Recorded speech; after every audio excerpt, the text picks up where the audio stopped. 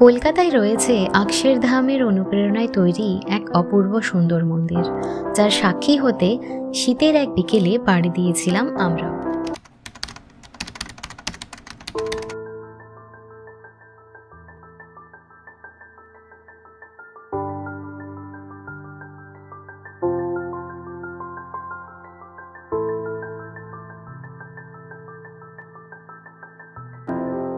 মন্দিরে পৌঁছে আমরা চলে গিয়েছিলাম পার্কিং এরিয়ার দিকে, যেখানে ঘন্টা প্রতি ধার্য মূল্যে রয়েছে 2 হুইলার থেকে 4 হুইলার, এমনকি বাস রাখার সুবিস্তৃত এলাকা।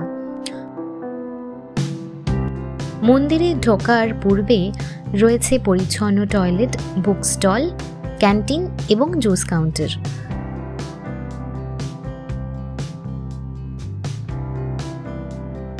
দর্শনার্থীদের জন্য সারা বছরই এই মন্দির খোলা থাকে সকাল 7:30 থেকে দুপুর 12টা, মাঝে কিছুক্ষণ বন্ধ রেখেই পুনরায় বিকেল 4টে থেকে রাত 8টা পর্যন্ত।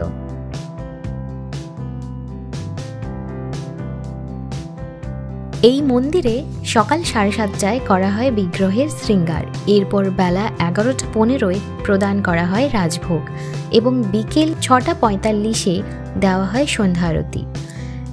রাত্রি 8টায় শয়ন করবার পরে মন্দির চত্বর সম্পূর্ণ বন্ধ করে দেওয়া হয়।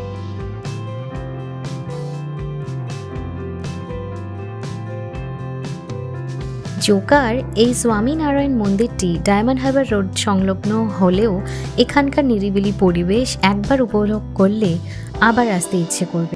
গর্ভগৃহে মোবাইল ফোন ও ক্যামেরা নিষিদ্ধ, তবে বাইরে বেরিয়ে ব্যবহার করতে পারবেন অনায়াসে।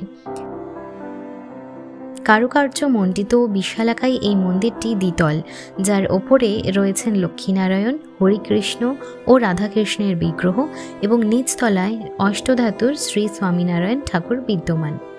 এখানেই শেষ নয়, এই কারুকাজের মধ্যেই সূক্ষ্মভাবে আপনি দেখতে পাবেন বিভিন্ন দেবদেবতাকে।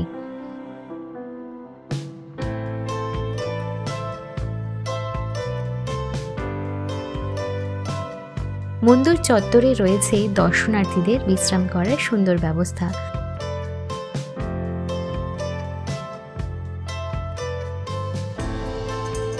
দিনের ঝলমলে আলোয় মন্দির চত্বর যেমন সুন্দর, সন্ধেয় তার জাঁকজমক যেন বেড়ে ওঠে আরও কিছুটা। মন্দির দর্শন সম্পূর্ণ করে আমরা চলে যাই ক্যান্টিনের দিকে। এখানে খিচুড়ি ভোগ অবশ্যই ট্রাই করবেন, স্বাদ মুখে লেগে থাকার মতো। দুপুরে আসলে পেয়ে যাবেন থালি আইটেমও। এছাড়াও রয়েছে সাউথ ইন্ডিয়ান থেকে চাইনিজ, স্যান্ডউইচ থেকে লাড্ডুর মতন অনেক অপশন। ভিডিওটি ভালো লাগলে লাইক ও সাবস্ক্রাইব করবেন, যাতে আমরা আরও ভালো ভিডিও নিয়ে পৌঁছে যেতে পারি আপনাদের কাছে। Thank you.